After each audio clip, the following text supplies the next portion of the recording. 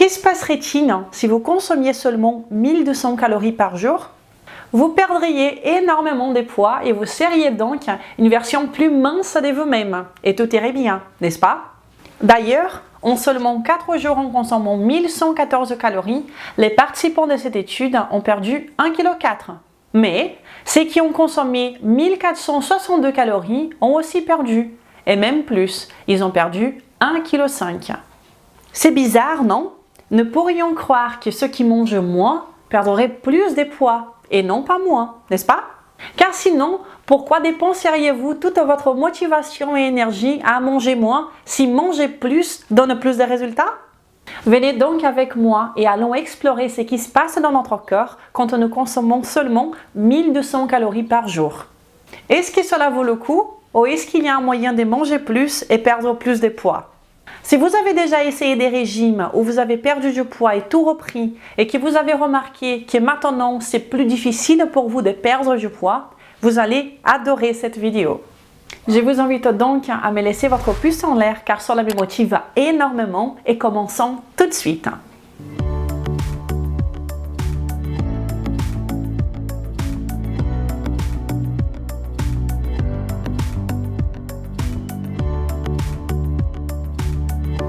Bonjour à vous, chères personnes. Bonne année. Comment allez-vous? Si vous ne me connaissez pas encore, je suis Renata Barcelos, enthousiaste et chercheuse indépendante de la science nutritionnelle. Je suis la fondatrice de maigridéfinitivement.fr et la responsable du code Maigrir Définitivement. Mais plus important que cela est que je viens ici toutes les semaines sans faute pour partager avec vous de façon claire et directe la science derrière la perte de poids, la santé et un style de vie sain. Et cela pour vous aider à devenir une meilleure version de vous-même, sans que vous ayez à souffrir dans le processus. Alors d'ici peu, je vais vous montrer ce qu'est 1200 calories, combien de nourriture cela représente. Pourquoi 1200 calories? Simplement parce que c'est ce chiffre fétiche qui est très utilisé par les personnes lorsqu'elles souhaitent perdre du poids. Mais ça, je suis sûre que vous le savez. Mais avant, allons voir cette étude dont je vous parlais au début et la différence qu'ils ont eue en seulement 4 jours. Ceux qui ont consommé 1200 calories ont perdu 1,4 kg, tandis que ceux qui ont consommé 1462 calories ont perdu 1,5 kg. Et cela, je vous l'ai dit encore, en seulement 4 jours. Cela peut même vous donner l'envie d'essayer vous aussi, n'est-ce pas? Imaginez-vous perdre 1,5 kg tous les 4 jours? Combien vous pourriez donc perdre en 30 jours? Vous perdriez une quantité gigantesque de poids. Et après tout, c'est seulement un mois. Vous pourriez bien tenir un mois, n'est-ce pas? Mais ce n'est pas comme ça que cela se passe. En seulement 4 jours, le métabolisme des participants a baissé significativement. D'ailleurs, le métabolisme de ceux qui consommaient 1200 calories a ralenti 2 fois plus que le métabolisme de ceux qui consommaient 1462 calories. Et cela peut expliquer pourquoi ceux qui ont mangé plus ont perdu plus de poids que ceux qui ne consommaient que 1200 calories par jour. À chaque fois que vous réduisez les calories que vous consommez, votre corps va diminuer son métabolisme basal pour équilibrer le tout. Et c'est justement pour cette raison que je parle de ça si souvent sur cette chaîne. Manger moins pourra vous faire perdre du poids sur le court terme, dans les premiers jours, mais votre métabolisme va ralentir et la perte de poids sera quasi inexistante. Et quand vous perdez du poids, cela sera plutôt à cause d'une perte musculaire importante. Cela va de même pour la pratique d'exercice physique ayant pour seul but de créer un déficit calorique et perdre du poids. Quand la dépense calorique est trop importante et il n'y a pas assez de calories qui rentrent, vous n'allez pas pouvoir perdre du poids parce que votre métabolisme basal sera vraiment faible. Vous augmentez vos dépenses, mais vous abaissez votre métabolisme en parallèle. Mais je précise qu'ici je parle de perte de poids naturelle et saine, sans brusquer et sans menacer le corps, ok? Je ne suis pas une adepte de perdre du poids à tout prix. Mais je pense que vous le savez déjà. Perdre du poids, oui, mais sans détériorer notre santé. Nous devons être sains pour perdre du poids et non pas perdre du poids pour devenir sains. Même le type d'aliment que vous choisissez de consommer aura un impact dans votre métabolisme. Et cela sans même que vous ayez à faire des exercices. Depuis plus de 5 ans sur cette chaîne, j'affirme que 90% de votre perte de poids vient de votre alimentation et non pas des exercices. Si vous voulez que je vous fasse une vidéo pour vous montrer 5 raisons scientifiques pour lesquelles vous n'avez pas besoin de faire des exercices pour perdre du poids, je vous invite à me laisser un commentaire en disant « Oui, Renata ». Je fais aussi une petite précision, bien entendu que faire des exercices, c'est bien pour notre santé, pour notre bien-être. Et que cela pourra, oui, donner un coup de pouce à notre perte de poids. Mais quand nous parlons de perte de poids, c'est notre alimentation qui compte vraiment. Et toute personne sérieuse, tout sportif sérieux, vous dira la même chose. Et en ce qui concerne les aliments, j'ai ces 2 vidéos que je vous invite à regarder juste après celle-ci. Je vais vous montrer d'ici peu comment ne pas trop ralentir votre métabolisme pendant votre perte de poids. Donc, restez ici avec moi, nous allons voir ça ensemble d'ici peu. Mais comprenons bien que ce n'est pas seulement la quantité de calories que nous ingérons tous les jours qui joue un rôle dans ces ralentissements de métabolisme. Imaginez que si vous décidez de consommer que 1200 calories, ce serait comme si vous consommiez que ça pendant toute la journée. Ou bien ça, ou donc ça, ou même ça.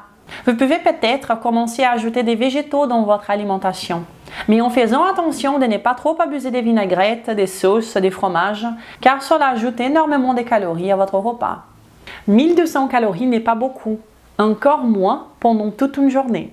Donc, ce n'est pas une surprise que si vous réduisez vos calories à 1200 par jour, vous serez affamé, n'est-ce pas? Après tout, cela est une réponse hormonale naturelle de cette diminution des calories, tout simplement. La gréline va augmenter, qui est l'hormone de la faim, et la leptine va diminuer, qui est l'hormone de la satiété. Votre cœur va être alors littéralement en train de créer famine. Et selon cette étude, 1 an après la perte de poids initiale, les niveaux des marqueurs de l'appétit qui favorisent la reprise de poids après une perte de poids induite par l'alimentation ne revient pas au niveau enregistré avant la perte de poids. Et cela veut dire que les hormones de l'appétit ne redeviennent pas la normale, mais maintenant après votre intervention pour perdre du poids. Ce qui signifie que même maintenant après, votre corps vous donne faim beaucoup plus souvent qu'il le devrait. Beaucoup plus souvent de ce qu'il faisait avant votre perte de poids. Ce n'est donc pas surprenant de comprendre pourquoi c'est si compliqué de continuer un régime ou bien de garder le poids stable par la suite, n'est-ce pas? C'est même comme si notre corps était contre nous. Et plus vous vous forcez et vous continuez à ne consommer que 1200 calories par jour, plus votre corps va vous donner des effets indésirables, comme des maux de tête, de la fatigue, une difficulté à réfléchir correctement, une baisse considérable d'énergie, une irritabilité hors norme, vous aurez tout le temps faim, vous perdrez vos cheveux, vous dormirez mal. Et ces points seuls pourraient déjà vous faire avoir plus faim et même augmenter vos niveaux de cortisol, qui vous fait alors prendre du poids plus facilement. Et certaines femmes ont même des altérations dans leur cycle menstruel, comme nous montre cette étude. Et soyons honnêtes, cela est même grave, n'est-ce pas? Des changements dans nos cycles est une alerte donnée par le cœur que quelque chose ne va vraiment pas bien. Ce n'est donc pas une surprise qu'avec tous ces effets, beaucoup lâchent. Personne ne peut continuer une alimentation avec si peu de calories. Cette étude nous montre qu'après 6 mois, seulement 50% des participants ont continué leur régime. Et après 12 mois, moins de 30% des participants y étaient encore. Mais si malgré tout cela, vous êtes motivé et vous voulez vraiment tenir 30 jours minimum en consommant 1200 calories, que va-t-il se passer? Oui, évidemment, vous allez perdre beaucoup de poids. Et quoi d'autre alors? Vous allez sûrement expérimenter ce que nous venons de voir. Et votre cœur va être en train de littéralement vous crier qu'il a faim, en vous donnant une faim sans contrôle. Vous serez affamé du matin au soir. Vous serez en train de manger quelque chose et déjà en pensant à votre prochain repas. Et vous serez aussi probablement carencé. Vous allez donc essayer de manger un peu plus. Sauf que ça va être très difficile de manger seulement un peu plus. Car comme vous êtes très affamé et que votre métabolisme a beaucoup abaissé, vous n'avez même pas besoin de manger beaucoup pour recommencer à prendre du poids. Même tous les poids que vous aviez perdus. Cette étude nous montre que les personnes qui ont consommé seulement 1200 calories par jour pendant 12 semaines ont fini par reprendre 50% du poids perdu dans les 10 mois suivant le régime. Mais cela n'est pas une surprise et je suis sûre que vous savez exactement de quoi je parle. Cela est même toute l'histoire de ma vie. Ayant été en surpoids depuis mon enfance, j'ai suivi des dizaines de régimes. Je pense même avoir essayé tous les régimes sur Terre. Et depuis 2016, j'accompagne des personnes qui souhaitent perdre du poids et qui, comme moi, ont la sensation d'avoir tout fait, tout donné, tout essayé, d'avoir souffert pour ensuite tout laisser tomber, tout reprendre et même plus qu'avant. Cette étude nous montre qu'entre 30 et 60% des personnes qui ont suivi un régime pour perdre du poids ont repris le poids perdu et en parallèle ont même pris plus de poids qu'avant. Et je sais à quel point cela est frustrant et à quel point cela nous anéantit. À un moment de ma vie, je me suis même dit que voilà, j'étais condamnée à être ronde, car malgré mes efforts, j'ai revelé toujours en arrière en me retrouvant souvent dans une situation encore pire que celle que j'avais avant. Mais on ne lâche pas, n'est-ce pas? On essaye encore, parce que oui, c'est important de perdre du poids, car être ronde et développer des problèmes de santé par la suite fait mal, fait très mal, fait si mal que nous acceptons même de faire du n'importe quoi pour changer, comme nous affamer et ne pas manger assez. Ou même pire, en essayant des pilules magiques ou bien des shakes miracles. Cette étude nous montre que plus la perte des poids est rapide, plus la reprise des poids est rapide par la suite également. Votre corps n'est pas en train de lutter contre vous, croyez-moi. Pendant très longtemps, j'ai cru aussi que c'était le cas. Mais le corps vise seulement sa survie en toutes circonstances. Si vous ne consommez pas assez d'énergie et assez de nutriments, votre corps aura faim et il va aller trouver quelque chose à manger. Et c'est souvent nos tissus musculaires et même nos organes. Et vous savez pourquoi? Parce qu'il a besoin d'une certaine quantité de calories juste pour survivre. Et la majorité des régimes proposent des quantités inférieures de calories. Littéralement, le corps n'a pas d'énergie pour vivre proprement. Il va cesser d'envoyer de l'énergie, puisque l'on n'a pas assez qui rentre à des systèmes essentiels, comme l'immunitaire. Il va donc vous faire être affamé pour vous obliger à manger, pour sa survie, car il veut survivre. Votre corps et vous avez les mêmes objectifs. Vous voulez survivre, vous voulez être sain. Nous devons donc changer la façon de laquelle nous voyons la perte des poids. Arrêtons donc de vouloir tout bêtement contrôler la quantité de calories que nous ingérons. Nous ne pourrons pas garder notre poids stable par la suite en faisant aussi, comme nous montre cette étude. 5 ans après la perte des poids, les personnes reprennent environ 80% de leur poids initial. Alors comment éviter tous ces effets négatifs et perdre finalement du poids sans nous affamer et sans menacer notre survie? Avant de vous le dire, je vous invite à vous abonner à cette chaîne maintenant et à bien cliquer sur la petite cloche pour que vous soyez prévenus à chaque fois qu'une nouvelle vidéo est disponible ici. Je partage ici toutes les semaines toutes les informations dont vous avez besoin pour prendre les choses en main, changer et devenir ainsi une meilleure version de vous-même. Je vous invite également à télécharger le guide gratuit du débutant pour maigrir définitivement. Et vous pouvez également me suivre sur Instagram. Comme nous avons vu au début, nous devons manger plus pour perdre plus de poids. Mais ces chiffres de 1462 calories par jour est trop peu pour certaines personnes. Mais le mieux ici est que vous n'avez même pas à vous soucier de combien de calories vous consommez par jour. Je ne dis pas que c'est inutile. Si vous voulez compter vos calories, faites comme vous le souhaitez. Je vous dis juste que vous n'avez pas besoin de contrôler vos calories. Vous devez seulement vous concentrer sur ce qui compte vraiment, les aliments que vous choisissez de consommer. Parce que les aliments que vous consommez vont définir la quantité de calories que vous allez ingérer. Vous devez comprendre que tout aliment que vous ingérez aura un impact dans votre métabolisme. Certains aliments vont favoriser la faim, alors que d'autres aliments vont favoriser la satiété. Ces aliments vont définir même combien votre métabolisme va s'affaiblir. Et cela paraît ultra méga génial, presque de la magie, n'est-ce pas? Mais ce n'est pas de la magie, c'est simplement de la science avec une bonne dose de bon sens. Comprenez bien que c'est normal d'abaisser notre métabolisme quand nous sommes en train de perdre du poids. C'est tout simplement normal et attendu parce que nous avons moins de masse corporelle et le corps a tout simplement besoin de moins d'énergie. Si je monte les escaliers en tenant ma fille de 16 kg, tout logiquement mon corps aura besoin de plus d'énergie pour faire cet effort que si j'ai monté les escaliers toute seule, n'est-ce pas? Et quand nous perdons du poids, nous mangeons un peu moins et nous aurons alors aussi moins d'énergie nécessaire pour la digestion. C'est donc naturel de voir une diminution du métabolisme quand nous perdons du poids. Ce qui importe vraiment est de combien le métabolisme va-t-il baisser. Et c'est ici que nous pouvons choisir de nous améliorer en choisissant bien ce que nous décidons de consommer. Cette étude nous montre que 3 groupes de personnes consommant les mêmes quantités de calories et en faisant la même quantité d'activité physique ont eu des résultats très différents en ce qui concerne la perte de poids. Le groupe 1 a perdu plus que le groupe 2 et le groupe 3 a perdu moins que le groupe 2. Et la différence étant de 300 calories par jour entre le premier et le troisième. Ces participants avant l'étude avaient déjà perdu 10% de leur poids corporel. Les chercheurs savaient donc que leur métabolisme serait affaibli et que la différence donnée serait seulement et simplement due à leur alimentation. Et c'était quoi leur alimentation alors? La première, une alimentation très faible en glucides.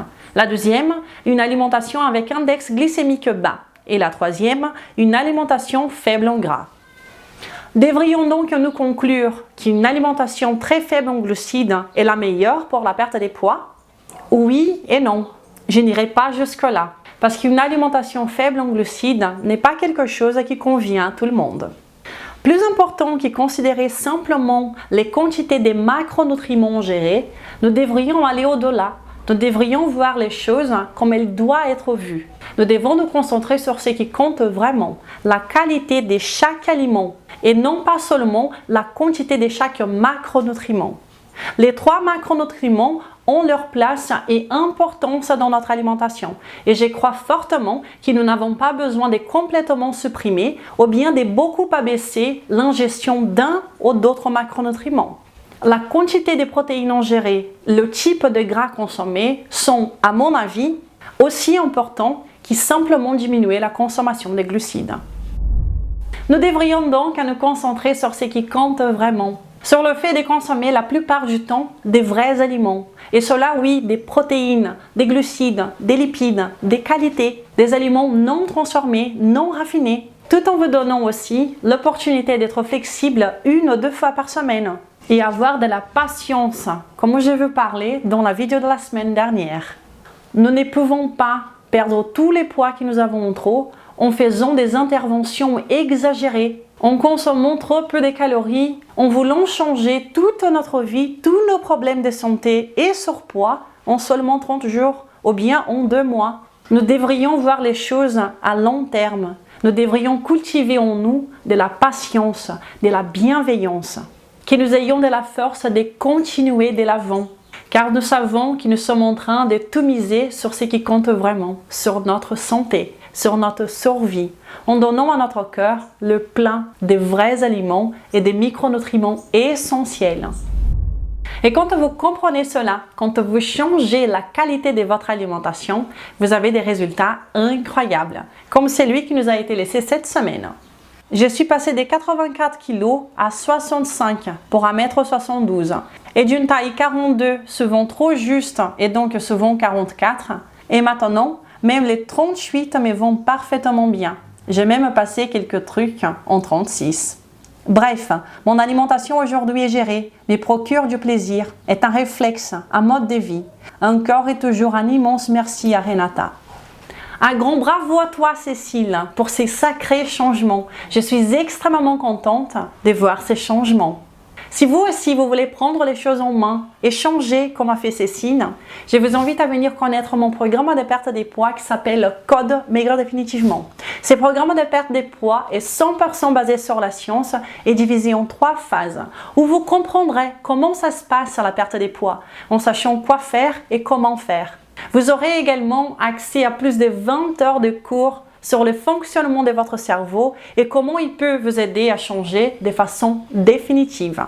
Si vous pensez que le code peut vous convenir, je vous invite alors à nous rejoindre dans les groupes privés pour les participants du code, un endroit incroyable avec le plein de personnes bienveillantes où vous trouverez des recettes, des idées de repas ainsi que des vidéos en live en direct avec moi tous les mois.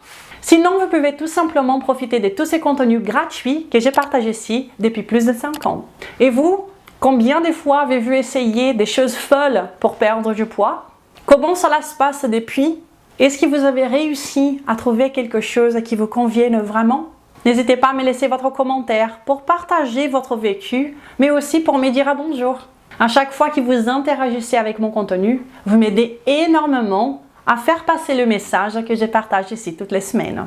Donc, n'hésitez pas à partager cette vidéo, à la commenter, à laisser un pouce en l'air, peut-être me laisser un merci, ou si vous voulez aller au-delà, à soutenir cette chaîne. Je vous remercie déjà.